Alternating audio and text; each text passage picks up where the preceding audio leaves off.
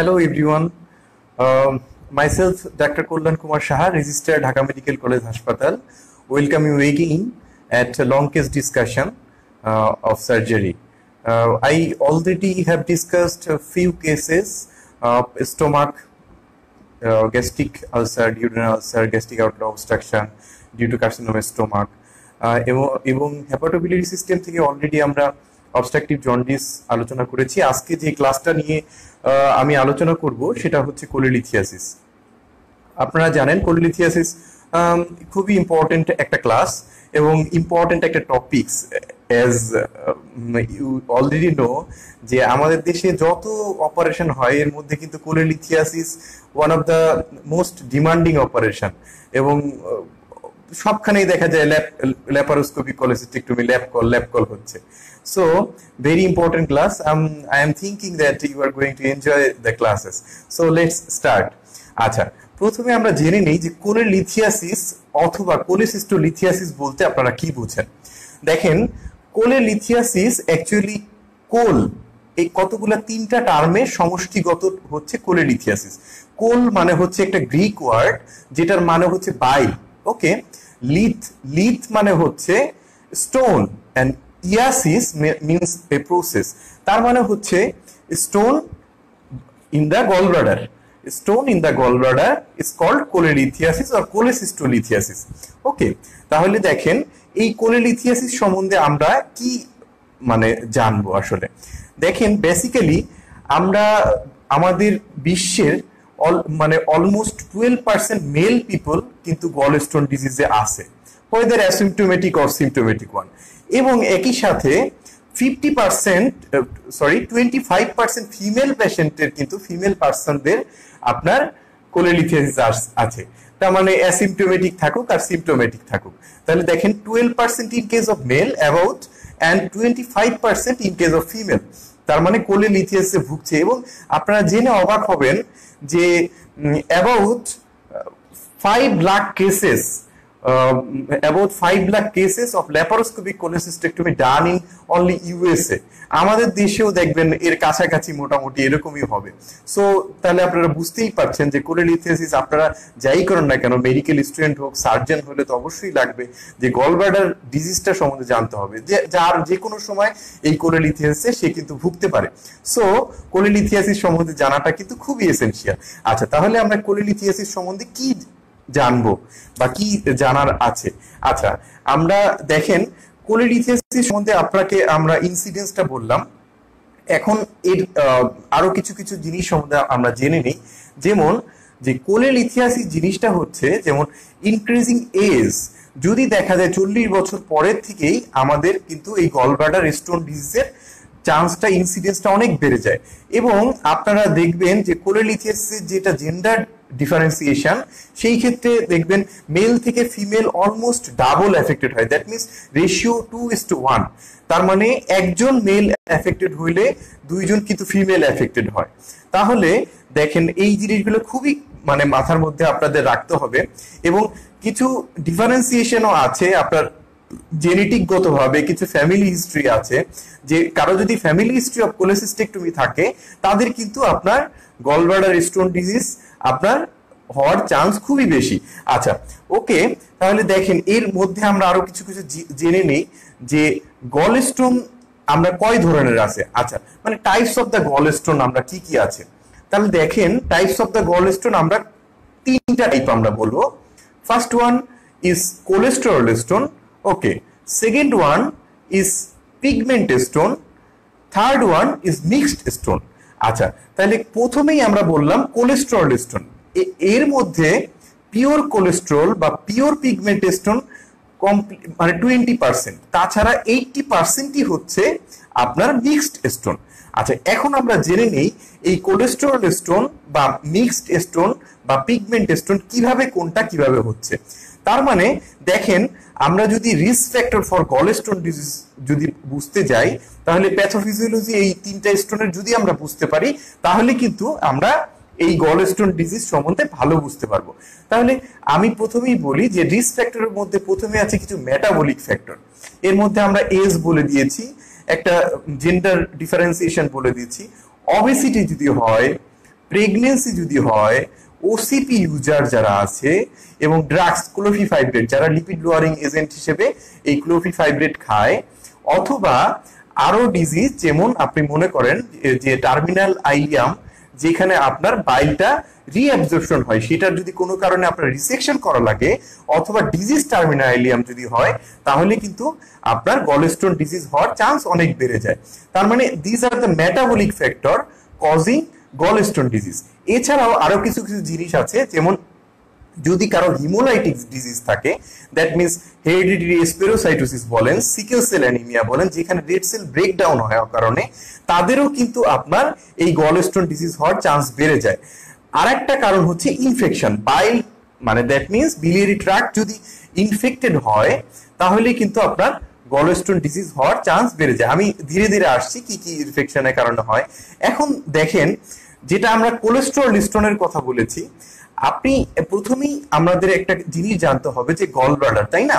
গল ব্লাডারের তো কিছু ফাংশনও আছে, শুধু কেটে ফেললে হবে না, তাই না? তো গল ব্লাডারের কি কি ফাংশন? ফার্স্টই আমরা বলবো গল ব্লাডার হচ্ছে reservoir of bile, that means পিত্ত রসের এটা যেটা মানে আশ্রয়স্থল হচ্ছে গল ব্লাডার।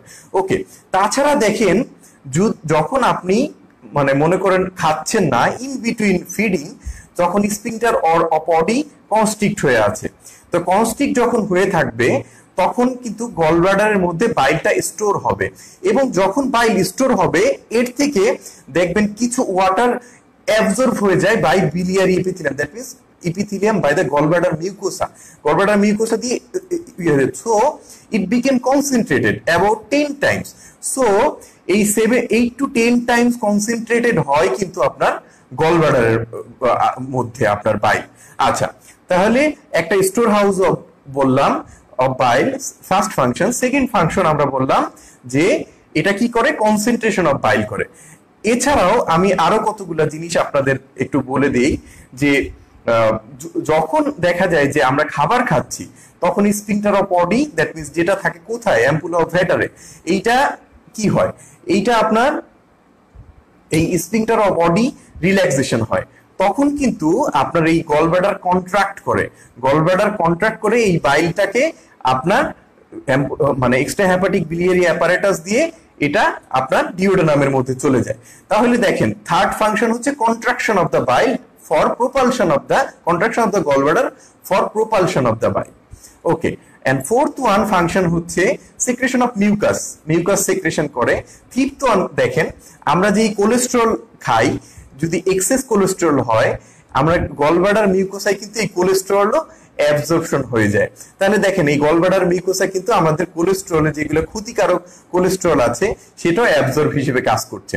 তাহলে দেখেন, এই বাইল নর্মালি মানুষের তো আপনার এই স্টোন ডিজিজ ফর্মেশন হচ্ছে না, তাহলে কি ফ্যাক্টর যেটা responsible for the stone disease, that means cholesterol type stone? তাহলে দেখেন, বাইলের মধ্যে আমরা জানি, একে প্রথমেই বলেছি কোলেস্ট্রল থাকে, বাইল অ্যাসিড থাকে, ফসফোলিপিড থাকে। ফসফোলিপিডের মধ্যে আপনি you can say that lecithin.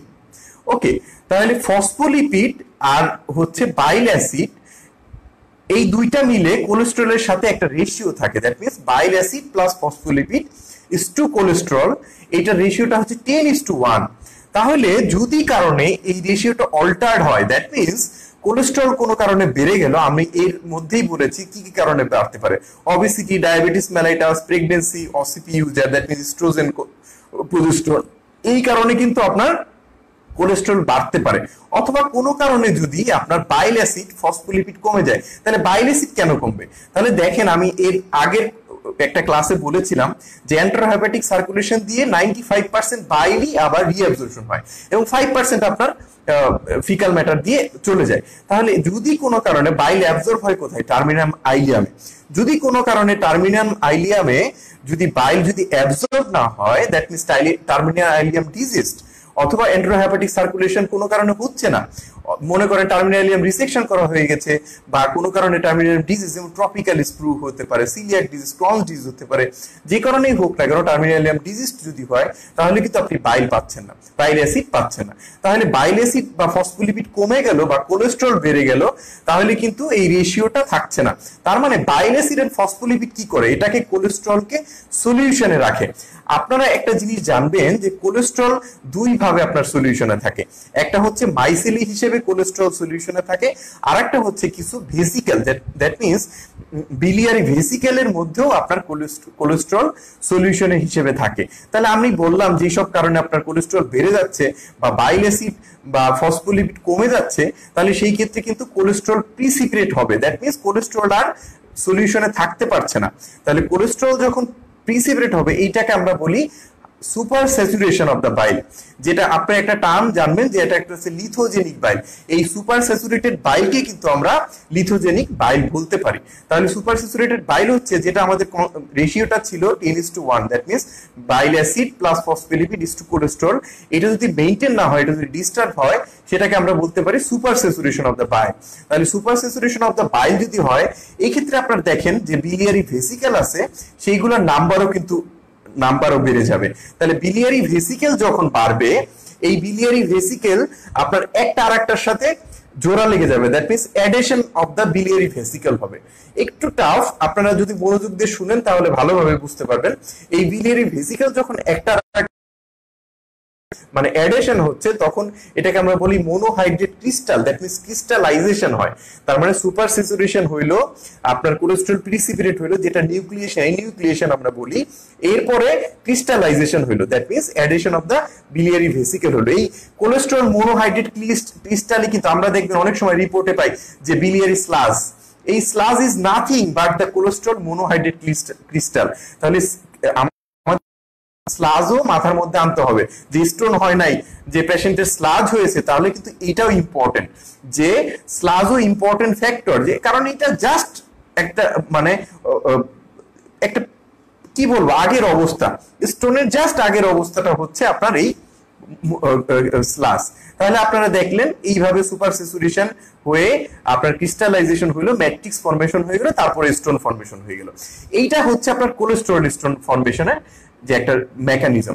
এছাড়া দেখেন আপনার প্রথমে বলেছি যে পিগমেন্ট স্টোনের মধ্যে অ্যাকচুয়ালি এটা দুইটা টাইপ, একটা হচ্ছে ব্রাউন, একটা হচ্ছে ব্ল্যাক। প্রথমে ব্ল্যাকের কথা বলি। Black stone actually form in the gall bladder.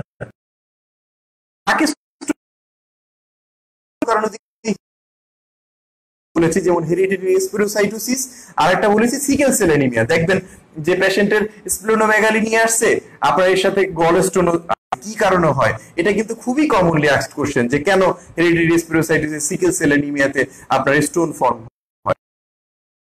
দেখেন বিলিরুবিন কিন্তু আগেই ভেঙে যাচ্ছে, দ্যাট মিন্স আরবিসি ব্রেকডাউন হচ্ছে, বিলিরুবিন না, সেটা কি আনকনজুগেটেড বিলিরুবিন। এই আনকনজুগেটেড বিলিরুবিনটা এখানে সুপার স্যাচুরেশন অফ বাইলের জন্য কাজ করে, দ্যাট মিন্স এইভাবে পরবর্তী স্টোন ডিজিজ ফর্ম হওয়ার জন্য এইভাবে রেসপন্সিবল। এরপরে দেখেন আরেকটা আমি বলেছি যে এই পিগমেন্টের স্টোনের সাথে তাহলে কি থাকে, এটা হচ্ছে ক্যালসিয়াম, হাইড্রোজেন, বিলিরুবিনেট। এর সাথে আরো দুইটা কম্পোজিশন থাকে, আপনারা মনে রাখতে পারলে রাখেন, যে ক্যালসিয়াম কার্বনেট থাকে আর ক্যালসিয়াম ফসফেট থাকে। এটা খুবই মাইনর অ্যামাউন্টে থাকে। আর আরেকটা যেটা বললাম যে ব্রাউন পিগমেন্ট স্টোন, এই ব্রাউন পিগমেন্ট স্টোন কিন্তু আপনার ফর্ম হয় যে সিবিডি তে, কমন বাইল ডাক্টে। Usually it doesn't form in the gallbladder, that means আমি এর আগে বলেছিলাম primary common bile duct stone, এইটা প্রাইমারি সিবিডি স্টোন, আপনার একটা ব্রাউন পিগমেন্ট স্টোন কিন্তু একটা খুবই কমন কজ। এইটা কেন হয়, এটা হয় হচ্ছে infestation of the common bile duct by infection. তাহলে দেখেন আমি খুব একটা ইম্পর্টেন্ট কথা বলেছি, বাইল ডাক্ট ইনফেকশন হয়, বাইল ডাক্ট এখন দেখেন কিভাবে ইনফেকশন আসতে পারে। তাহলে দেখেন আমরা দুইটা ভাবে এই বিলিয়ারি ট্রিতে ইনফেকশন আসতে পারে। মনে করেন হেমাটোজেনাস রুটের মাধ্যমে সিস্টিক আর্টারি দিয়ে কিন্তু গলব্লাডারে ইনফেকশন আসতে পারে। অথবা পোর্টাল ভেনাস সার্কুলেশন দিয়ে যেটা এন্টারিক অর্গানিজম আছে সেই এন্টারিক অর্গানিজম কিন্তু আপনার লিভারের মধ্যে যেতে পারে, যেটা পরে বাইলের মধ্যে সেক্রেশন হতে পারে, যেটা এক্সট্রা হেপাটিক বিলিয়ারি অ্যাপারেটাসে পরে মধ্যে সেক্রেশন হয়। তাহলে কি কি অর্গানিজম আছে, যেটা একটা ব্যাকটেরিয়ার মধ্যে অ্যারোবিক অ্যানারোবিক এছাড়াও কিছু প্যারাসাইট আছে রেসপন্সিবল। আচ্ছা, ব্যাকটেরিয়া কি বলবেন আপনি? প্রথমেই যেটা বলবেন ইকোলাই, ক্লেফসিয়েলা, প্রোটিয়াস, সালমোনেলা, এরপরে এন্টেরোকক্কাই বলতে পারেন। আর অ্যানারোবিকের মধ্যে ব্যাকটেরিয়াস, ক্লোস্ট্রিডিয়াম।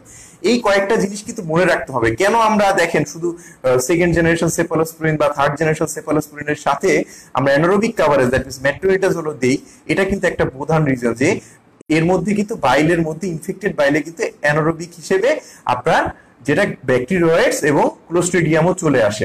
এবং অ্যাসকারিস লাম্ব্রিকয়েডস যেটা আমরা বলেছি প্যারাসাইটিক ইনফেস্টেশন, ক্লোরোরকিস সাইনেনসিস এবং অফিস্তর্কিস ভাইবেরিনি, এই নামগুলো শুনে রাখেন, মনে রাখতে পারলে রাখলেন, এবং পোস্ট গ্রাজুয়েশনে কিন্তু লাগবে এটার নামগুলো মনে রাখা। এই তিনটা প্যারাসাইট কিন্তু আপনার বিলিয়ারি ইনফেকশন করে, যেটা আপনার মনে করেন একটা নিডাস হিসেবে কাজ করে, তারপরে এটার মধ্যে আপনার সুপার স্যাচুরেশন হয় অ্যাজ ইউজুয়াল, পরের স্টেপগুলো সেম টু সেম। তাহলে এখানে আমরা তিনটা জিনিস পড়ে ফেললাম, যে কিভাবে ব্ল্যাক স্টোন, ব্রাউন স্টোন এবং কোলেস্টেরল স্টোন ফর্ম হয়, এটা আমরা জানতে পারলাম। এছাড়াও আমরা মিক্সড স্টোন বলেছি, মিক্সড স্টোনের 80% কম্পোজিশনে হচ্ছে আপনার কোলেস্টেরল, 80% এটা না 50%ই হচ্ছে কোলেস্টেরল, বাকিটা আপনার বাদ বাকি থাকবে। এটার প্রধান কারণ কিন্তু বিলিয়ারি স্টেসিস, যে কারণে আপনার মিক্সড স্টোন ফর্ম হয়। আচ্ছা, তাহলে দেখেন আমি তিনোটা গল ব্লাডার স্টোন এবং risk factor as usual pathophysiology of stone disease আমি আলোচনা করলাম।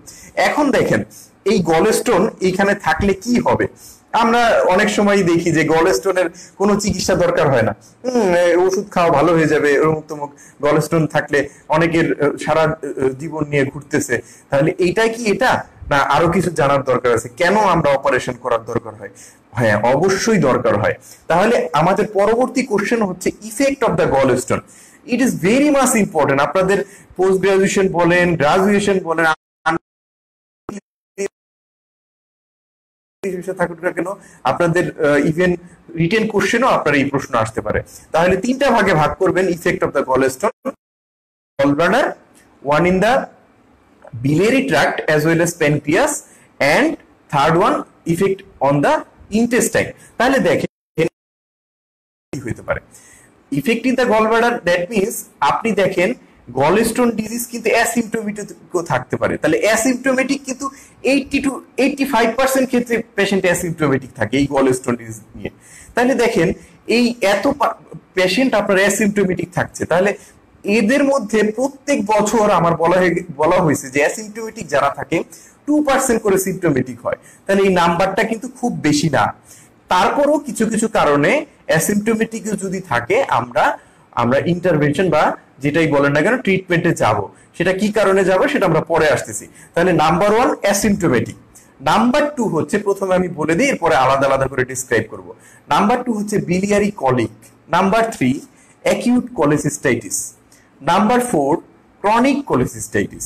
আচ্ছা, এরপরে number 5 carcinoma gallbladder. Acute cholecystitis যদি হয়ে যায়, দেখেন অ্যাকিউট কোলেসিস্টাইটিস আমি পরে আসতেছি। অ্যাকিউট কোলেসিস্টাইটিস যদি হয়, স্টোন যেটা ইমপ্যাক্ট হয়েছে সিস্টিক ডাক্ট অথবা হার্টসম্যান পাউসে, মনে করেন এই স্টোনটা মাইগ্রেট হইতে পারছে না, তার মানে অ্যাকিউট কোলেসিস্টাইটিস হয়ে এইখানে যদি স্ট্রেন বাইল কালেকশন হয়, এই বাইলটা যদি আপনার বিলিয়ারি মিউকোসা দিয়ে অ্যাবজর্ব হয় এবং নো বাইল আর মানে বাইল আর এর মধ্যে নাই, তখন মিউকাস সেক্রেশন হয়, বাইলটা অ্যাবজর্ব হয়ে গেল, তাহলে শুধু আছে মিউকাস যেটা গলব্লাডার মিউকোসা দিয়ে সেক্রেশন হয়েছে। তার মানে দেখবেন এই কন্ডিশনটাকে আমরা বলি mucocele. That means sterile collection of bile in the gallbladder which is caused by the impaction of a stone in the cystic duct or Hartmann pouch, এটা কিন্তু আপনার মিউকোসিল ডেভেলপ করে। বাইলটা অ্যাবজর্ব হয়ে গেল এবং তখন আর দেখবেন না ইউনিশ কালারেশন আছে, বাইলটা অ্যাবজর্ব হয়ে গেল এবং যেটা আছে আপনার মিউকাস সিক্রেশন হয়ে gallbladder is filled with mucus, nothing else, এই জন্যই নাম হয়ে গেছে মিউকোসিল। এখন দেখেন এই মিউকোসিলটা আমি বলেছি কিভাবে ইনফেকশন হতে পারে।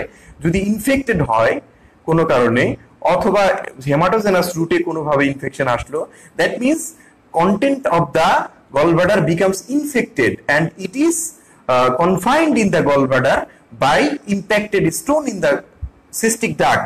It is called empyema of the gallbladder. এখন দেখেন ইডিমা হচ্ছে, এম্পাইমা হচ্ছে, তাহলে যদি এটা আরো ডিস্টেন্ডেড হতে থাকে তাহলে যে ব্লাড ভেসেল আছে সিস্টিক আর্টারি যেটাকে বলা হয়, সিস্টিক আর্টারি হচ্ছে গলব্লাডার সোল ব্লাড সার্কুলেশন। তাহলে এই সিস্টিক আর্টারি যদি কোনো কারণে অক্লুশন হয়ে যায় তাহলে কিন্তু এখানে গ্যাংগ্রিনাস গলব্লাডার হতে পারে। তাই গ্যাংগ্রিনাস গলব্লাডার যদি হয় এরপরও হতে পারে পারফোরেশন হয়ে যেতে পারে, দ্যাট মিনস গ্যাংগ্রিন হলে স্ল্যাপ আউট হয়ে যাবে এবং এ থেকে পারফোরেশন হয়ে যেতে পারে। তাহলে দেখেন কতগুলো বলে দিলাম যে অ্যাসিম্পটোমেটিক, অ্যাকিউট কোলিসিস্টাইটিস, তারপরে এইগুলো হচ্ছে সিকিউরিটি আপনার যে মিউকোসিল, এম্পাইমা, গ্যাংগ্রিন, পারফোরেশন হয়ে এখানে লোকালাইজ পেরিটোনাইটিস হতে পারে অথবা জেনারেলাইজ বিলিয়ারি পেরিটোনাইটিস হতে পারে। অ্যাজ ইউজুয়াল লোকালাইজ পেরিটোনাইটিস হয়ে এখানে অ্যাবসেস ফর্ম হতে পারে। তাহলে এইটা হচ্ছে effect in the gall bladder. আপনাদের একটু যদি আপনারা খেয়াল করতে পারেন তাহলে বুঝতে পারবেন খুব কঠিন জিনিস না, আমরা সবসময় গলস্টোন এইগুলো পড়তে থাকি। আচ্ছা, effect in the biliary tree কি? মনে করেন এই স্টোনটা কোনোভাবে আপনার কমন বাইল ডাক্টে চলে গেল। যদি কমন বাইল ডাক্টে চলে যায় তাহলে এই স্টোনটাকে দেখেন এক্সট্রা হেপাটিক বিলিয়ারি অ্যাপারেটাস দিয়ে বাইল আর যাইতে পারছে না সেকেন্ড পার্ট অফ দ্য ডিওডেনামে। আমি যেটা গত আগের ক্লাসে গুলোয় পড়িয়েছি, তাহলে এটা কি হবে? অবস্ট্রাকটিভ জন্ডিস হবে। তাহলে অবস্ট্রাকটিভ জন্ডিস যদি হয়ে যায় তাহলে কিন্তু secondary biliary cirrhosis, that means liver dysfunction হয়ে যাবে। তাহলে অবস্ট্রাকটিভ জন্ডিস হতে পারে, সেকেন্ডারি বিলিয়ারি সিরোসিস হতে পারে, যেটার কারণে পরে আর বাইল আর প্রডিউস হচ্ছে না, বাইল যেটা হয়ে যাবে বিলিয়ারি পিগমেন্ট আর প্রডিউস হচ্ছে না, হোয়াইট বাইল হতে পারে। হোয়াইট বাইল যদি আমরা পাই কোলেসিস্টেক্টমি করার সময় তাহলে বুঝতে হবে আপনার যে এটা লিভার ডিসফাংশন হয়ে গেছে, দ্যাট মিনস বিলিয়ারি পিগমেন্ট আর প্রডিউস হচ্ছে না। তাছাড়াও আর কি হতে পারে? কোলানজাইটিস হতে পারে, এটা আমি বললাম। এবং অনেক সময় এই বিলিয়ারি রিফ্লাক্স হয়ে আপনার চলে যায় ইনফেক্টেড বিলিয়ারি প্রোডাক্ট, সেটা প্যানক্রিয়েটাইটিস করতে পারে। তাহলে effect of the stone disease in the CBD কি হবে? আপনার obstructive jaundice, cholangitis, secondary biliary cirrhosis, white bile as well as acute pancreatitis. তাছাড়াও যদি আপনার এই গলস্টোন কোনোভাবে আপনার ইন্টেস্টাইনে চলে যায় তাহলে কি হইতে পারে? এটা ইন্টেস্টাইন অবস্ট্রাকশন করতে পারে, যেটাকে আমরা বলি gallstone ileus.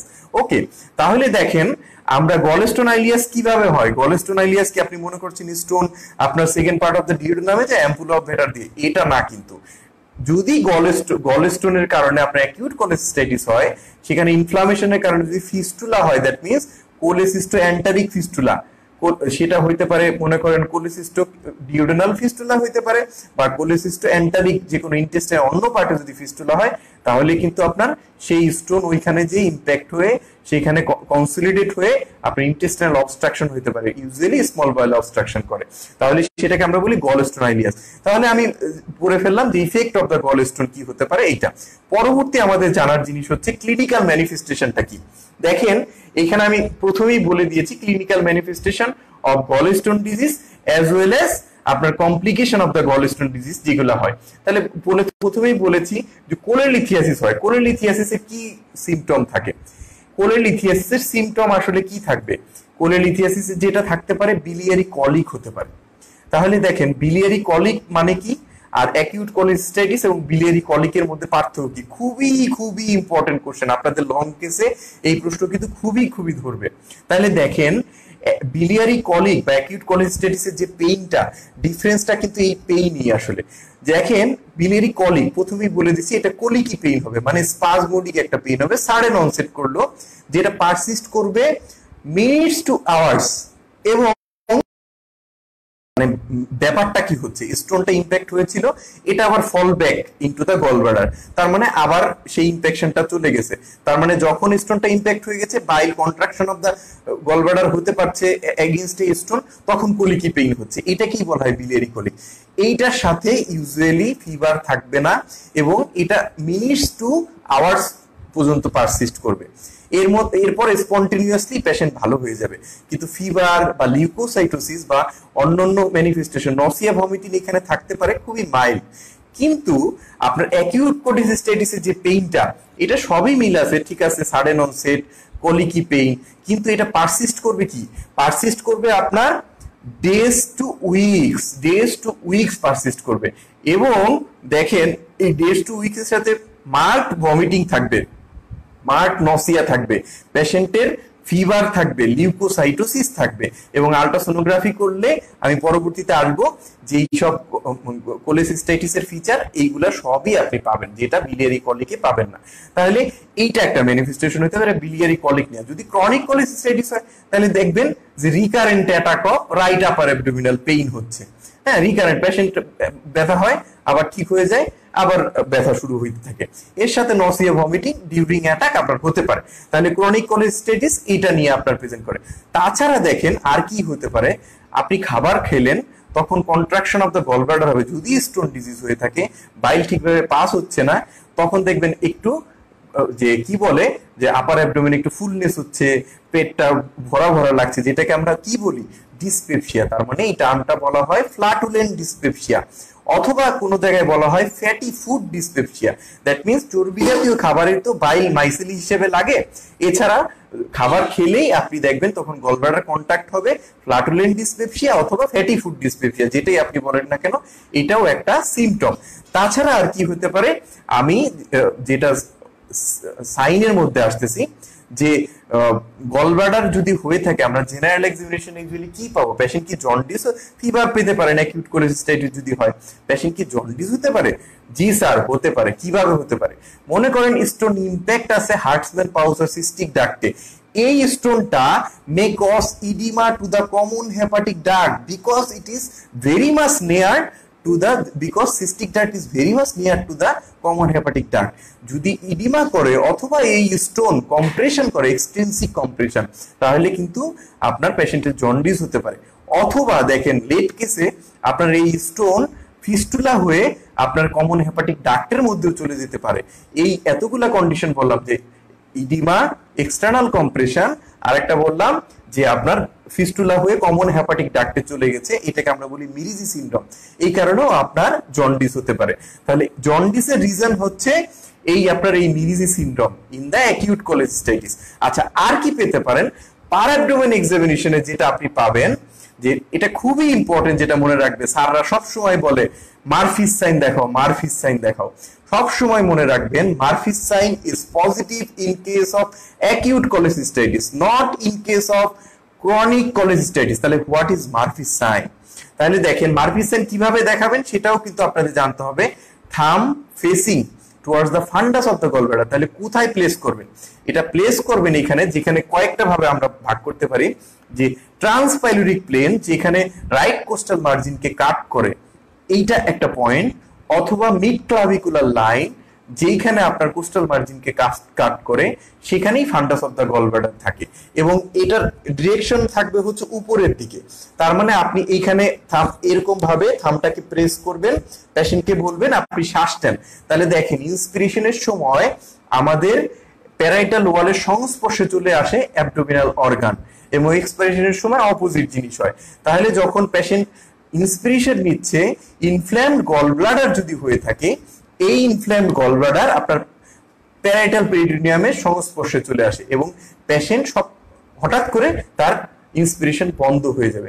So sudden cessation of inspiration, sudden cessation of inspiration, sudden cessation of respiration during inspiration, during palpation of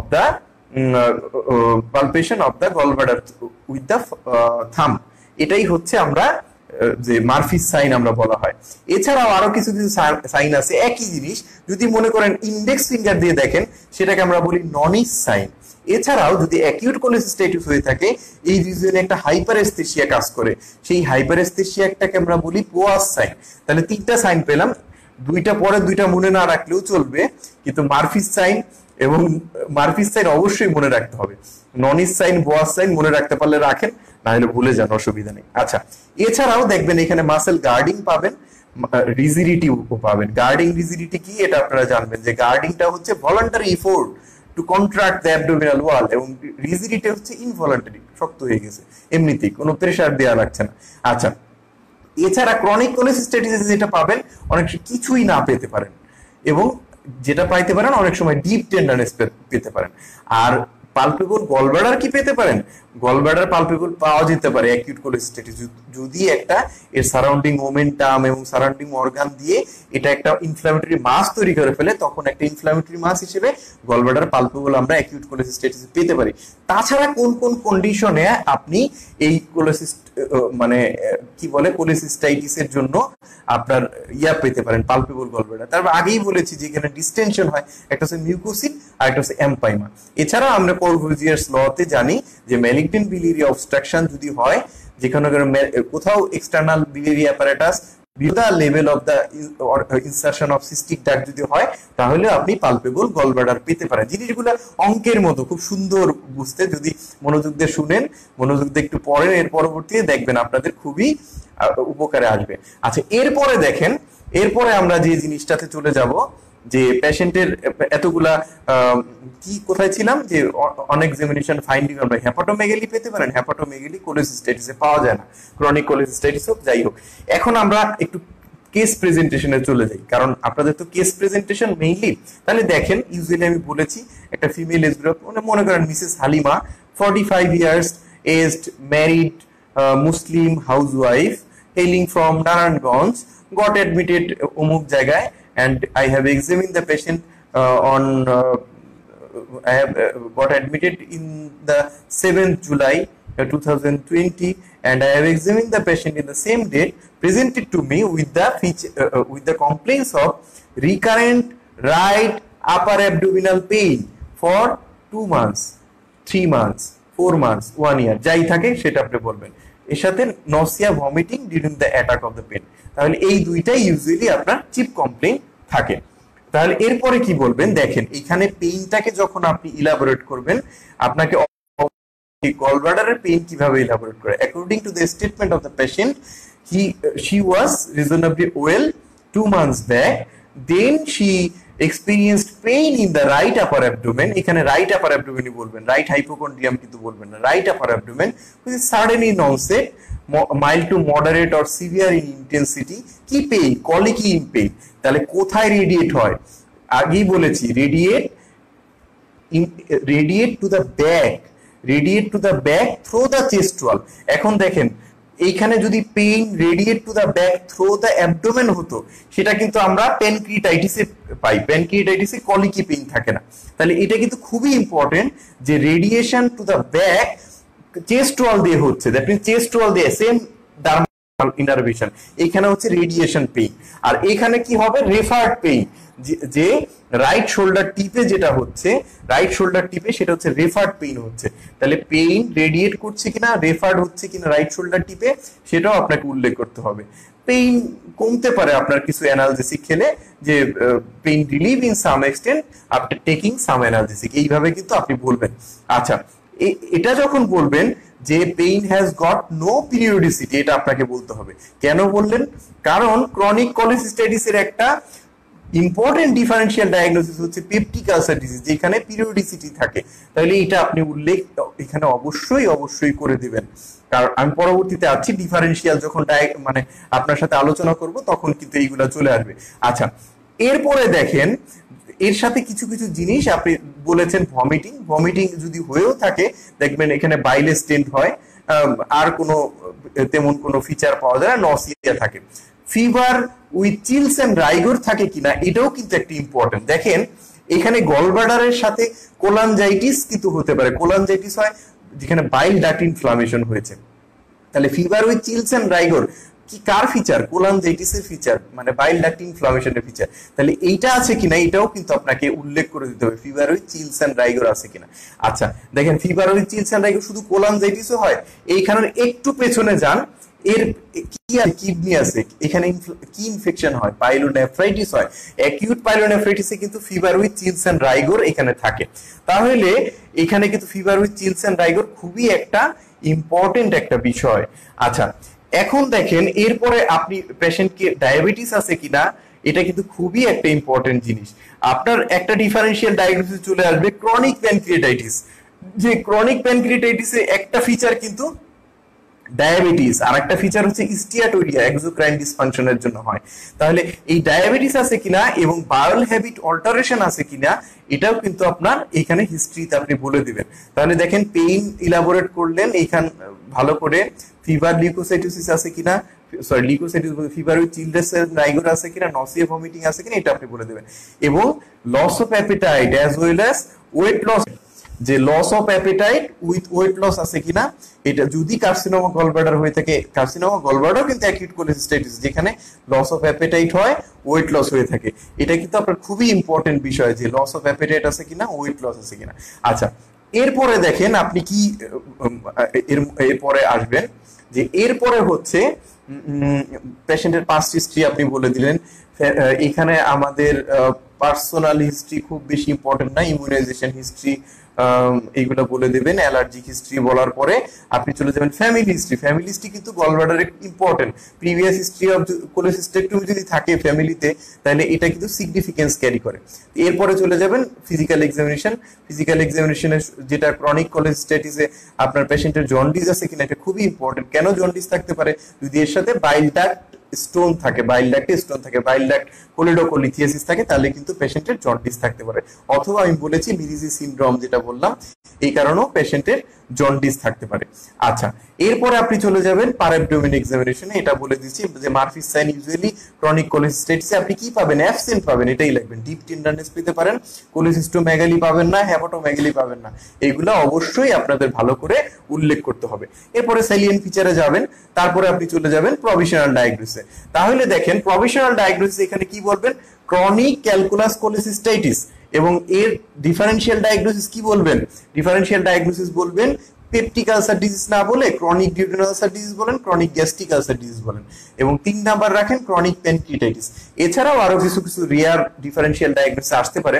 এখন দেখেন ওয়াই ইট ইজ নট, তাহলে প্রথমে আপনাকে বলবে যে আপনি কেন ক্রনিক ক্যালকুলাস কোলিসিস্টাইটিস বললেন, তা আপনি বলে দিবেন যে বয়স 45 এবং gender female, sir right hypochondriac pain, that means right upper abdominal pain, colicky pain যেটা রেডিয়েশন করেছে আপনার through the chest wall to the back, even sometimes to the tip of the right shoulder, এই কারণে আমি বললাম যে chronic calculus cholecystitis. তাছাড়াও পেশেন্টের অকেশনাল নসিয়া ভমিটিং ছিল, এই সবগুলাই আমার ক্রনিক ক্যালকুলাস কোলিসিস্টাইটিসে পড়ে যায়, এবং অন এক্সামিনেশনে যেগুলো পেয়েছেন সেগুলো বলে দিবেন। তাহলে তখন আপনাকে বলবে এটা কেন পেপটিক আলসার ডিজিজ না, তাহলে তখন আপনি বলবেন যে স্যার পেইন যেটা আমরা পেয়েছি পেপটিক আলসার ডিজিজের পেইনটা থাকে বার্নিং পেইন, এখানে আমরা পেয়েছি কলিকি পেইন। তাছাড়া পেপটিক আলসার ডিজিজের পেইন হচ্ছে আপনার পিরিয়ডিসিটি থাকে, এখানে পিরিয়ডিসিটি এরকম পাই নাই। পেপটিক আলসার ডিজিজের পেইন কখনো রেডিয়েট হয় না স্যার, এখানে আমি রেডিয়েশন পেয়েছি to the back of the right shoulder, তাহলে এবং occasionally to the tip of the right shoulder. তাহলে দেখেন এইগুলা আমরা হচ্ছে পয়েন্ট এগেইনস্টে যাচ্ছে। তাহলে এরপরে বলবেন যে কেন আপনি বললেন যে এটা ক্রনিক প্যানক্রিয়াটাইটিস, এটার ডিফারেনশিয়াল ডায়াগনোসিস কেন বললেন না, তাহলে বলবেন যে ক্রনিক প্যানক্রিয়াটাইটিসের পেইন কিন্তু ব্যাকে রেডিয়েশন হয় থ্রু দ্য অ্যাবডোমেন, এই ব্যাকে চলে যায়, এ not through the chest wall. 1 number chronic প্যানক্রিয়াটাইটিসের পেইন কলিকি পেইন হয় না স্যার, এবং ক্রনিক প্যানক্রিয়াটাইটিসে ইউজুয়ালি এক্সোক্রাইন ডিসফাংশনের জন্য স্টিয়াটোরিয়া থাকে, এন্ডোক্রাইন ডিসফাংশনের জন্য ডায়াবেটিস মেলাইটাস থাকে স্যার, এই কারণে আমি ক্রনিক প্যানক্রিয়াটাইটিস বলিনি। আর কিছু কি হতে পারে, রেয়ার কোনো কিছু মনে করছেন স্যার? হতে পারে, সেটা পাইলোনেফ্রাইটিস হতে পারে, রেনাল স্টোন হতে পারে স্যার, এবং অনেক সময় রিকারেন্ট অ্যাপেন্ডিসাইটিসও এখানে পেইন নিয়ে আসতে পারে। তাছাড়াও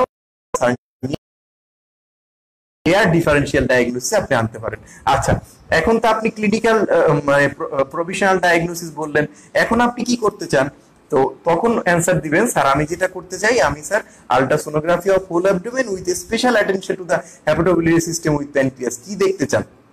তাহলে দেখেন স্যার আমি এক্সপেক্ট করছি প্রথমে আমি দেখবো স্যার গলব্লাডার। গলব্লাডারে দেখেন কয়েকটা ইম্পর্টেন্ট জিনিস মনে রাখবেন যে গলব্লাডারে ক্রনিক কোলিসিস্টাইটিসে কি পাওয়া যায়, কি দেখবেন? প্রথমে দেখেন সাইজ অফ দ্য গলব্লাডার, এটা কি ডিস্টেন্ডেড, এটা কি কন্ট্রাক্টেড কিনা, বা ফাইব্রোসড অ্যাট্রোপিক কিনা।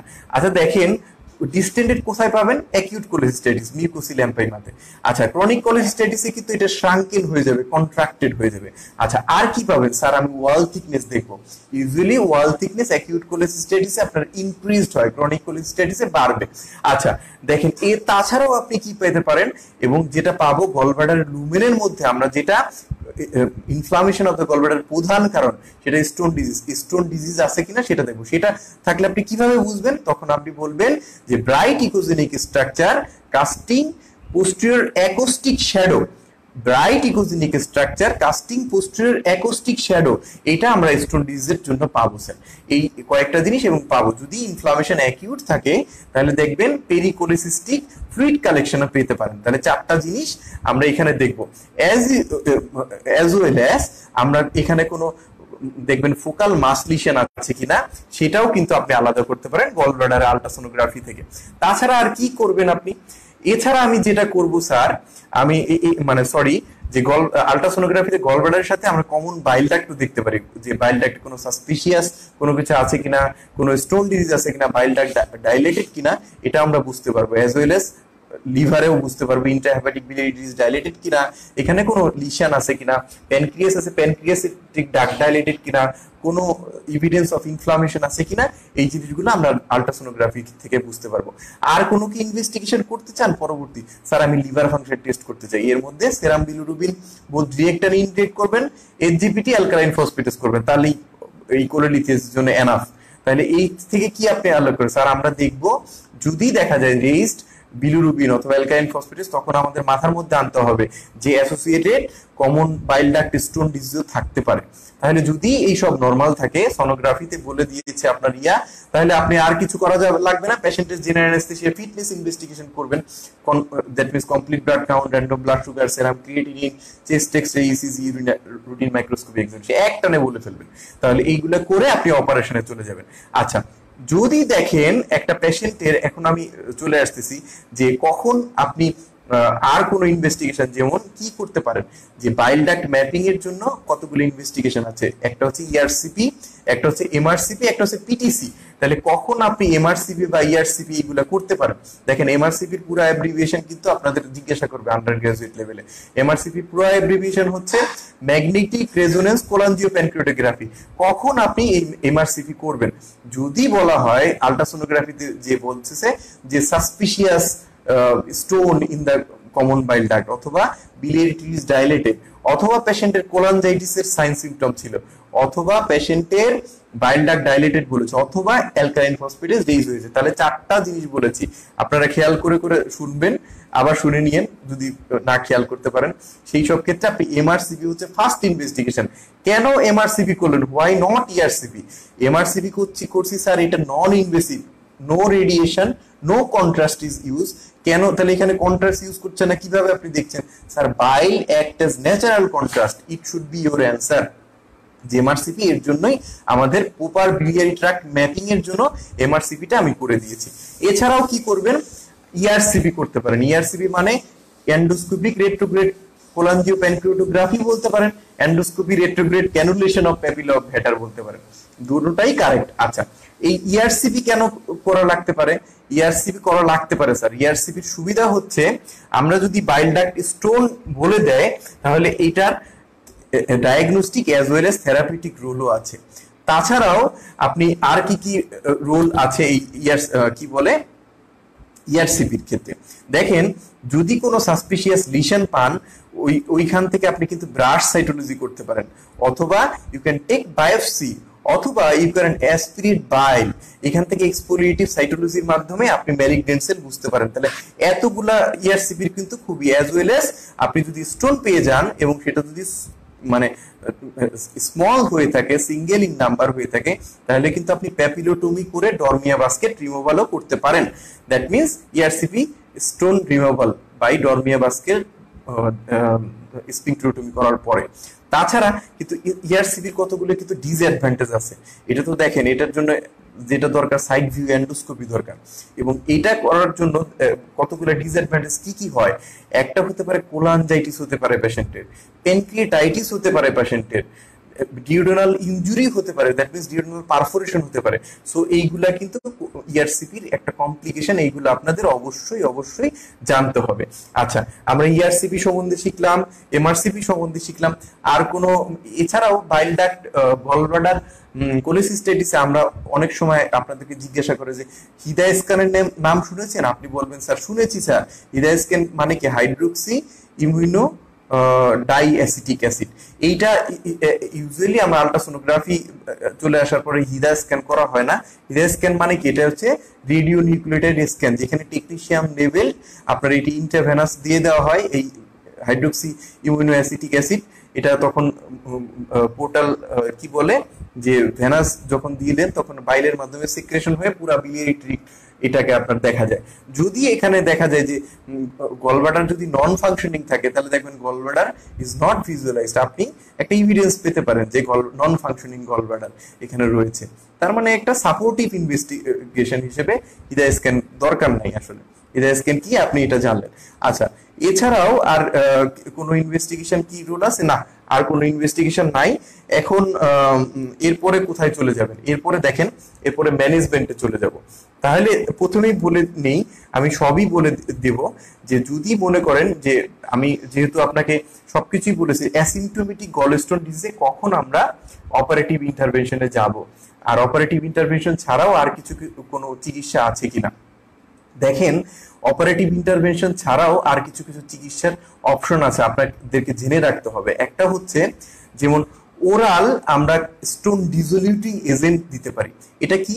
চেনোডিওক্সি colic acid or ursodeoxycholic acid, এই দুইটাই আপনার যে কোনো একটা ইউজ হতে পারে আপনার। কিন্তু সেই ক্ষেত্রে দেখেন, যদি দেখা যায় মাল্টিপল স্মল স্টোন যদি থাকে এবং সেটা কোলেস্টেরল স্টোন যদি হয়, সেই ক্ষেত্রে আপনারা অনেক সময় patient very much friable to undergo যে কোলেসিস্টেক্টমি, এনি অপারেটিভ ইন্টারভেনশন, তখন কিন্তু আপনি এই মেডিকেল ট্রিটমেন্ট গুলো দিতে পারেন। তাহলে দেখেন, এটা বলে দিতে হবে পেশেন্টকে 6 থেকে 12 মাস লাগবে এবং এটা রিকারেন্স রেট খুবই বেশি আপনার এটার জন্য। এখন দেখেন, গলব্লাডার স্টোন কিন্তু আপনার রেডিও অপ্যাক ইউজুয়ালি না। 10% ক্ষেত্রে এইখানে ক্যালসিয়াম যখন বেশি হয়ে যায় তখন এটা রেডিও অপ্যাক থাকে। তাছাড়া বেশিরভাগই হচ্ছে রেডিও লুসেন্ট স্টোন। ইউজুয়ালি আপনার পিগমেন্ট স্টোন যদি হয়ে থাকে, এটা আপনার রেডিও অপ্যাক হতে পারে। তাহলে রেডিও অপ্যাক যদি হয়ে থাকে, দ্যাট মিনস আপনি যদি পিগমেন্ট স্টোন থাকেন, তাহলে কখনোই আপনি এই দ্যাট মিনস মেডিকেল ট্রিটমেন্টে যাবেন না। চেনোডিওক্সিকোলিক অ্যাসিড বা আরসোডিওক্সিকোলিক অ্যাসিড এইসবে যাবেন না। তাছাড়াও আর একটা কি আছে? লিথোট্রিপসি আছে ইএসডব্লিউ এর মধ্যে, এক্সট্রা কর্পোরিয়াল শকওয়েভ লিথোট্রিপসি। এই খুবই কোনো অ্যাট্রাকটিভ অপশন না, এইগুলো আপনারা জাস্ট জানার জন্য জেনে রাখবেন। যেটা আমাদের সবচেয়ে বেশি দরকার যে আমরা কিসে যাব, আমরা হচ্ছে কোলেসিস্টেক্টমি করব। তাহলে প্রথমেই কথা হচ্ছে what do you mean by cholecystectomy? আপনারা বলবেন surgical excision and removal of the gallbladder, it is called cholecystectomy। আচ্ছা, দেখেন cholecystectomy করবেন, তাহলে একই সাথে আমি আরেকটু বলে নেই, যদি পেশেন্টের অ্যাকিউট কোলেসিস্টেটিস থাকে সেখানেও কিন্তু আমরা এমার্জেন্সি কোলেসিস্টেক্টমি করতে পারি। যে পেশেন্ট আসছে, আপনি পেশেন্টকে একটু রিহাইড্রেট করে রিসাসিটেট করেই পেশেন্টকে অপারেটিভ ইন্টারভেনশনে চলে গেলেন, সেটাও করতে পারেন। বা আর্লি কোলেসিস্টেক্টমি করলেন, প্রথম 2 to 3 ডেজ আপনি কনজারভেটিভ দিলেন, পেশেন্ট একটু ইমপ্রুভ হওয়ার পরেই পেশেন্টকে কোলেসিস্টেক্টমি করে ফেললেন, সেটা আর্লি কোলেসিস্টেক্টমি করতে পারেন। অথবা যেটা মানে আমাদের দেশে খুবই প্রচলিত, ইন্টারভাল কোলেসিস্টেক্টমি, 6 উইকস পরে পেশেন্টের ইনফ্লামেশন সবই সাবসাইড করলো, এরপরে ইন্টারভাল কোলেসিস্টেক্টমি করা হয়। কিন্তু এখন আসলে ইন্টারভাল কোলেসিস্টেক্টমির কথা আমরা বলি না, বিকজ ইন্টারভাল এই পিরিয়ডটাই পেশেন্টের আবার ইনফ্লামেশন হতে পারে, এটার কোনো গ্যারান্টি নাই। এবং পেশেন্ট দেখবেন এর মধ্যে হসপিটাল অ্যাডমিশন হতে পারে, বা স্টোন যেটা রয়েছে সেটা বাইল ডাক্টে চলে যেতে পারে। সো আমরা we appreciate emergency or early cholecystectomy and now in case of acute cholecystitis. তাছাড়া যদি পেশেন্ট মিউকোসিল এম্পাইমা যদি নিয়ে থাকে, এইটার ক্ষেত্রেও আপনারা যে কোলেসিস্টেক্টমি আর্লি এমার্জেন্সি কোলেসিস্টেক্টমি আমরা করব। যদি দেখা যায় এম্পাইমার ক্ষেত্রে আপনি আগে বলা হয়তো যে পারকিউটিনাস কোলেসিস্টোস্টমির একটা অপশন আছে, এখন আমরা কোলেসিস্টেক্টমিতে চলে যাই। যদি না পারেন যে কোলেসিস্টেক্টমি করতে পারছেন না, সেই ক্ষেত্রে আপনি গলব্লাডার ওপেন করে স্টোন ডিজিজ রিমুভ করে একটা ক্যাথেটার ওইখানে দিয়ে আসতে পারেন, দ্যাট মিনস কোলেসিস্টোস্টমি করতে পারেন। তারপরে পেশেন্ট ইমপ্রুভ করলে আপনি পেশেন্টের গলব্লাডার রিমুভ করতে পারেন। এছাড়া আর কি করতে পারেন দেখেন, এখন আমরা মেইন জিনিসে চলে আসি, আমরা কোলেসিস্টেক্টমি করতে পারি। তাহলে কোলেসিস্টেক্টমি কিভাবে করা যায়? One is open cholecystectomy, another is laparoscopic cholecystectomy. এখন দেখেন ল্যাপারোস্কোপিক কোলেসিস্টেক্টমির মধ্যে কিন্তু যেটাই সবচেয়ে ইম্পর্টেন্ট, আমরা করি এখন ল্যাপারোস্কোপিক কোলেসিস্টেক্টমি। এই ল্যাপারোস্কোপিক কোলেসিস্টেক্টমি কেন করেন? What is the benefits of laparoscopic cholecystectomy over open cholecystectomy? তখন আপনি বলবেন স্যার ল্যাপারোস্কোপিক কোলেসিস্টেক্টমি কতগুলা কারণে করা হয়। একটা হচ্ছে এটা মিনিমালি ইনভেসিভ, স্যার পেশেন্টের ওন খুবই আমরা কম করছি, যেহেতু ওন কম করছি পেশেন্টের ট্রমা কম হচ্ছে, লেস ব্লিডিং হবে, এবং sir laparoscopy of the operative field সম্ভব, এই কারণে আমরা খুব ভালোভাবে দেখতে পাচ্ছি। তারপরে পেশেন্টের খুবই এক্সিলেন্ট রিকভারি হয়। ইউজুয়ালি দেখবেন পেশেন্টের যেদিন অপারেশন করা হয় একটা ডে কেস সার্জারি হিসেবেও করা হয়, পেশেন্ট 24 ঘন্টার মধ্যেই সুস্থ হয়ে যায়, আর্লি হসপিটাল থেকে ডিসচার্জ করা যায়, পেশেন্টের আর্লি রিটার্ন টু অ্যাক্টিভিটিস হয়, লেস পোস্ট অপারেটিভ পেইন হয়, লেস স্কার হয়, গুড কসমেসিস হয়। তাহলে এতগুলা কারণে আপনি ল্যাপারোস্কোপিক কোলেসিস্টেক্টমি করেছেন, এগুলা স্যার যখন যদি জিজ্ঞাসা করে তখন আপনি বলবেন ল্যাপারোস্কোপিক কোলেসিস্টেক্টমি কি সার্জারি, বলবেন minimal access surgery. Minimally invasive না বলে বলবেন মিনিমালি অ্যাক্সেস সার্জারি। এখনো minimal access surgery is the new term rather than minimally invasive surgery. আচ্ছা, তাহলে দেখেন তখন আপনাদেরকে জিজ্ঞাসা করবে যে তুমি কি ল্যাপারোস্কোপিক কোলেসিস্টেক্টমি দেখেছো? আপনি অবশ্যই বলবেন স্যার আমি দেখেছি, না দেখে থাকলে দেখে নেবেন। ইউজুয়ালি কয়টা পোর্ট করে, তখন এই প্রশ্নগুলো আপনাদের করবে, তখন বলবেন স্যার কনভেনশনাল 4 পোর্ট করা হয়। কি কি পোর্ট করা হয় স্যার? কিছু একটা আছে প্রাইমারি পোর্ট, আর তিনটা হচ্ছে সেকেন্ডারি পোর্ট। প্রাইমারি পোর্ট কোথায় করা হয় স্যার? আম্বিলিকাসে করা হয়। আম্বিলিকাসের কয়েকটা জায়গা দিয়ে করা যায়, সেটা সুপ্রা আম্বিলিকাল হইতে পারে, ইনফ্রা আম্বিলিকার ক্রিজ ইনসিশন হইতে পারে, থ্রু দ্য আম্বিলিকাস হইতে পারে। থ্রু দ্য আম্বিলিকাসেও তিনটা জায়গা আছে। থ্রু দ্য আম্বিলিকাস একদম হচ্ছে বেস দিয়ে, মানে আরেকটা হচ্ছে আম্বিলিকাসের ভিতরে সুপিরিয়র ক্রিজ, ইনফিরিয়র ক্রিজ, মানে 5টা জায়গা। তার মানে দেখেন 5টা জায়গা দেয়, এইখান দিয়ে আপনার প্রাইমারি পোর্ট করবেন। তাহলে প্রাইমারি পোর্ট করলেন, তারপরে এইখান দিয়ে আপনার ক্রিয়েশন অফ দ্য নিউ পেরিটিনিয়াম করবেন বা ইনসাফলেশন অফ দ্য কার্বন ডাইঅক্সাইড। এরপরে আপনার camera port, that means laparoscope ঢুকাবেন, ল্যাপারোস্কোপের দিয়ে তারপর সেকেন্ডারি পোর্টটা করবেন। সেকেন্ডারি পোর্ট আর কোথায় কোথায় করা হয় স্যার? ইপিগ্যাস্ট্রিক পোর্ট একটা, সাবকোস্টাল পোর্ট একটা, আর সাবকোস্টাল পোর্ট থেকে 5 সেন্টিমিটার নিচে আপনার এন্ট্রি এক্সিলি লাইন বরাবর, অথবা at the level of the umbilicus এর 5 সেন্টিমিটার উপরে আমরা 4th পোর্টটা করা হয় এন্ট্রি এক্সিলি লাইনে। তাহলে 4টা পোর্ট কোথায় করা হয় সেটাও কিন্তু আপনারা জানতে পারেন। অনেক সময় আপনাদেরকে ভালো যদি পারেন তাহলে কিন্তু জিজ্ঞাসা বলতে পারবা ল্যাপারোস্কোপিক কোলেসিস্টেক্টমির স্টেপগুলা? জি স্যার আমরা বলতে পারবো। তাহলে স্টেপগুলো এইভাবে বলবেন, ক্রিয়েশন অফ দ্য নিউমোপেরিটিনিয়াম, তারপরে কি করলেন? তারপরে নিউমোপেরিটিনিয়াম করার পরে আপনি ল্যাপারোস্কোপ ঢুকাইলেন, ঢুকানোর পরে creation of the secondary port, তারপরে কি স্ক্লিটেনাইজেশন অফ দ্য ক্যালোস ট্রায়াঙ্গেল। তখন আপনাকে বলবে যে ক্যালোস ট্রায়াঙ্গেলের বাউন্ডারি কি। ক্যালোস ট্রায়াঙ্গেল রে আমরা অনেক সময় সিস্টোহ্যাপাটিক ট্রায়াঙ্গেলও বলে থাকি। সিস্টোহ্যাপাটিক ট্রায়াঙ্গেলে দেখেন কি কি আছে, নিচে হচ্ছে সিস্টিক ডাক্ট, মিডিয়ালি হচ্ছে কমন হ্যাপাটিক ডাক্ট, এবং উপরে হচ্ছে inferior border of the liver. তাহলে দেখেন এই তিনটা জিনিসের কন্টেন্ট কি থাকে, তিনটা জিনিসের মাঝখানে একটা থাকে cystic lymph node of Lund, আর একটা হচ্ছে সিস্টিক আর্টারি। এটা কার ব্রাঞ্চ? ইউজুয়ালি রাইট হ্যাপাটিক আর্টারির ব্রাঞ্চ। তাহলে এইভাবে বলবেন। তাহলে এখানে skeletonization of the Calot's triangle করবেন। Skeletonization of the Calot's triangle মানে কি? তার মানে আপনার যে সিস্টিক ডাক্ট আছে এবং সিস্টিক আর্টারি আছে এইগুলাকে প্রপার ডিসেকশন করে ফেলবেন। তাহলে সিস্টিক ডাক্ট এবং আর্টারি ডিসেকশন করার পরে একদম যখন গলব্লাডারের, that means lower 1/3 of the গলব্লাডারও আপনি গলব্লাডার বেড থেকে উপরে উঠিয়ে ফেলবেন। লোয়ার 1/3 অফ দ্য গলব্লাডার আপনি উঠিয়ে ফেলবেন। লোয়ার 1/3 উঠিয়ে পরে এটা কি হলো, ক্রিটিক্যাল অফলাইনে চলে যেতে হয়েছিল, এক্সট্রিমলি সরি। আমি প্রেজেন্টেশনে একদম মানে আমার লেকচারের একদম শেষ পর্যায়ে চলে এসেছি। যাই হোক আমি ওইখান থেকে ক্যারি আউট করছি। তাহলে স্ক্লিটিনাইজেশন করলেন, স্ক্লিটিনাইজেশন করার পরে তারপর ক্লিপিং করবেন, that means laparoscopic clip apply করবেন এবং division of the cystic artery, then followed by cystic duct. আচ্ছা, এরপরে কি করবেন? Removal of the gallbladder from the gallbladder fossa, তারপরেও কি করবেন যে extraction of the gallbladder from the abdominal cavity. এইভাবে আপনি ল্যাপারোস্কোপিক কোলিসিস্টেক্টমি করতে পারবেন। ল্যাপারোস্কোপিক কোলিসিস্টেক্টমির নতুন আপনার যেটা আপডেটেড পরবর্তীতে চেষ্টা করা হয়েছে যে সিঙ্গেল পোর্ট ল্যাপারোস্কোপিক কোলিসিস্টেক্টমি। এখানে তো 4টা পোর্টের কথা আমি বলেছি, single port laparoscopic cholecystectomy is another option. তাছাড়াও এরপরে নিডেলোস্কোপিক এসেছে, এটা আসলে কিছুই না, যেটা ডায়ামিটার 10 মিলিমিটার 5 মিলিমিটার ছিল, এইখানে ডায়ামিটার আরো কমে এসেছে, 2 মিলিমিটার 3 মিলিমিটার হয়ে গেছে, যে আরো মিনিমাল ইনসিশন। এছাড়াও এখন যেটা বলবেন আপনারা মাথায় রেখে দিবেন, এখন কিন্তু রোবোটিক সার্জারি চলে এসেছে, robotic laparoscopic cholecystectomy is also possible. এছাড়া আর কি আমরা বলতে পারি যে laparoscopic cholecystectomy, what are the complications of laparoscopic কোলিসিস্টেক্টমি।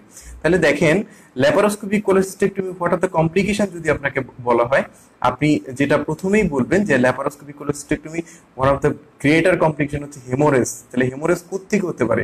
Sir cystic artery থেকে হতে পারে, গলব্লাডার ফোসা থেকে হতে পারে। আচ্ছা, তাছাড়া রাইট হেপাটিক আর্টারি ইনজুরি হয়েও কিন্তু আপনার কি বলে আপনার ইয়া হতে পারে, ব্লিডিং হতে পারে। এছাড়াও কি হতে পারে?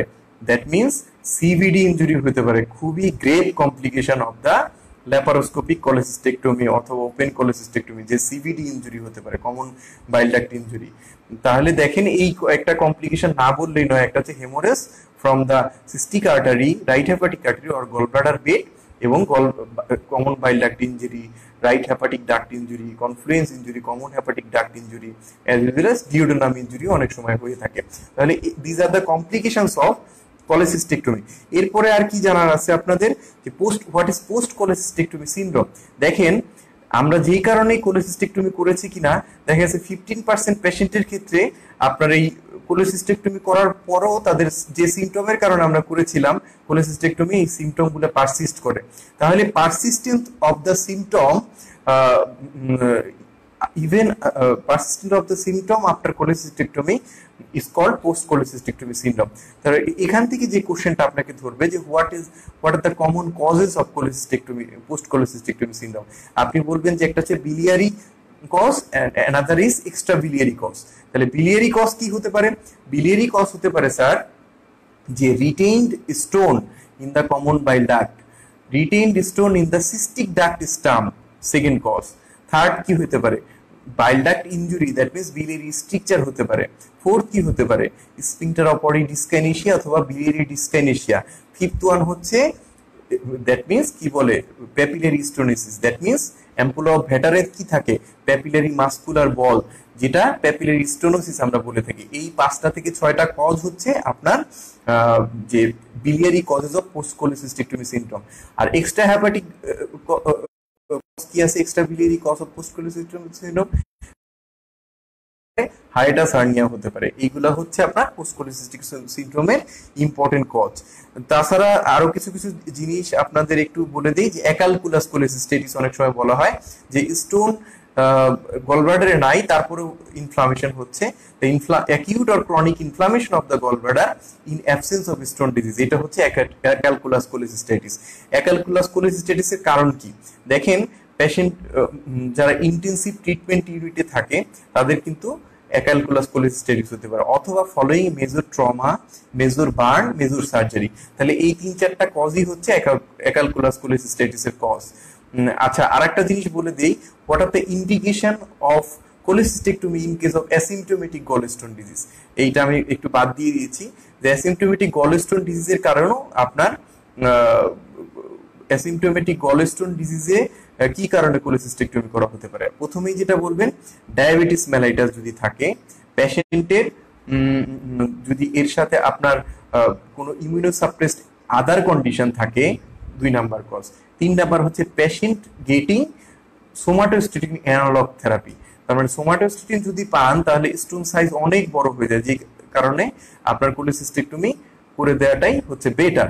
অথবা আরেকটা বলা হয় পোর্সিলিন গলব্লাডার, যেটা one of the risk factor for developing carcinoma gallbladder. সেই ক্ষেত্রেও কিন্তু আমরা অ্যাসিম্পটোমেটিক থাকা সত্ত্বেও আমরা কোলিসিস্টেক্টমি করে দিই। তাছাড়া যদি মনে করেন কোনো কারণে আপনি ল্যাপারোটমি করেছেন, পেশেন্টের গলস্টোন ডিজিজ ছিল, সেই ক্ষেত্রেও কিন্তু আমরা কোলেসিস্টেক্টমি করে দিই সেটাকে আমরা বলি ইনসিডেন্টাল কোলেসিস্টেক্টমি। তাহলে এই কারণে আপনার সবগুলো কারণে, এছাড়াও কিছু রিলেটিভ ফ্যাক্টর আছে, মনে করেন multiple small disease, small stone, যেগুলো আপনার সিবিটিতে যে অবস্ট্রাকশন করতে পারে, সেই ক্ষেত্রেও কিন্তু আপনার কোলেসিস্টেক্টমি করা লাগতে, অথবা সিঙ্গেল স্টোন যেটা খুব বড় সাইজ, দ্যাট মিনস আমরা আগের ক্লাসে বলেছিলাম যদি মোর দেন 3 সেন্টিমিটার ইন সাইজ হয় তাহলে সেটা কিন্তু খুবই রিলেটিভ রিস্ক আপনার কার্সিনোমা গলব্লাডারে বেড়ে যায় in comparison with less than 3 centimetre. তাহলে সেই ক্ষেত্রেও কিন্তু আপনার প্রোফাইলিকটিক কোলেসিস্টেক্টমি আপনার করে দিতে হবে। দ্যাট মিনস কোলেসিস্টেক্টমি অ্যাসিম্পটোমেটিক কোলেস্টোন ডিজিজে আপনি করে দেবেন। আর তাছাড়া আরো কিছু কিছু জিনিস বলে বুঝে ফেলবেন, যে মিরিজি সিনড্রোম আমি বলেছিলাম, যে মিরিজি সিনড্রোমটা কি, যে বলেছিলাম যে যদি সিস্টিক ডাক্ট আর হার্টম্যান পাউসে আপনার স্টোন ডিজিজ থাকে, সেই স্টোন ডিজিজ যদি সিভিডিতে আপনার কম্প্রেশন দেয় তাহলে জন্ডিস করতে পারে, সেটাকে আমরা বলা হয় মিরিজি সিনড্রোম। দুই টাইপের আছে, একটা হচ্ছে টাইপ 1, একটা হচ্ছে টাইপ 2। টাইপ 1 কি কারণে হয়? Oedema of the bile duct অথবা compression of the stone in the common hepatic duct. আর টাইপ 2 হচ্ছে আপনার stone migrate through the fistulous tract into the common hepatic duct causing obstructive jaundice। এটা হচ্ছে type 2 মিরিজি syndrome. আচ্ছা, মিরিজি সিনড্রোমের চিকিৎসা কি? মিরিজি সিনড্রোমের চিকিৎসাও আপনার দেখেন টাইপ 1 যদি হয়ে থাকে অনেক সময় কোলেসিস্টেক্টমি করা যেতে পারে, অনেক সময় আমরা যেটা বলি যে সাবটোটাল কোলেসিস্টেক্টমি করে হার্টম্যান পাউচ দিয়ে, হার্টম্যান পাউচের যে গলব্লাডার এপিথেলিয়াম আছে এটা দিয়ে আমরা বাইল ডাক্ট রিকনস্ট্রাকশন করে দিতে পারি, এটা একটা অপশন। অথবা টাইপ 2 যদি হয়ে থাকে বেশিরভাগ ক্ষেত্রেই আমরা যেটা করতে হয় রুয়েন ওয়াইন হেপাটিকোজেজোনোস্টমি করে দিতে হয়। এই মিরিজি সিনড্রোম সম্বন্ধে জানলেন। আর গলস্টোন আইলিয়া যেটা বলেছিলাম, আপনার স্টোন ফিস্টুলার ট্রাক দিয়ে ইন্টেস্টাইনের মধ্যে গেল, আপনার ইন্টেস্টাইনের মধ্যে যে এটা ফর্মড হয়ে আপনার 60 centimetre usually proximal to the ileocaecal valve এখানে আপনার অবস্ট্রাকশন করবে। তাহলে দেখেন বাইল ডাক্টের মধ্যে যদি আপনার এয়ার থাকে, অ্যাজ ইউজুয়াল যে স্মল বাইল অবস্ট্রাকশনের ফিচার থাকে এবং পেশেন্টের আগের হিস্ট্রি অফ কোলেসিস্টাইটিস থাকে, এই তিনটা যদি থাকে তাহলে কিন্তু আপনি গলস্টোন আইলিয়াস আপনি মানে সাসপেক্ট করতেই পারেন। পোস্ট গ্রাজুয়েশনের জন্য এই gallstone ileus, emphysematous cholecystitis, Mirizzi syndrome is very much important. Undergraduate লেভেলেও আপনারা জেনে নেবেন। যাই হোক, আমি আমার ক্লাসের একদম শেষ পর্যায়ে চলে এসেছি। লেটস সি আপনাদের কোনো কোশ্চেন আছে কিনা, না হলে আমি শেষ করে দেব। আমার নেক্সট ক্লাস আমি বৃহস্পতিবারে নিব রাত্রি 9টা বাজে। ওই দিন আমাদের হেপাটোবিলিয়ারি সিস্টেম উইথ প্যানক্রিয়াস সব শেষ হয়ে যাবে। প্যানক্রিয়াসের chronic pancreatitis as well as pancreatic সিরোসিসটা আমরা এটা পড়িয়ে দিব। হোপ ওই দিন আপনারা সবাই থাকবেন। আমি আসলে এখন ওইটা খুঁজে পাচ্ছি না। Okay, thank you very much. Okay, tata.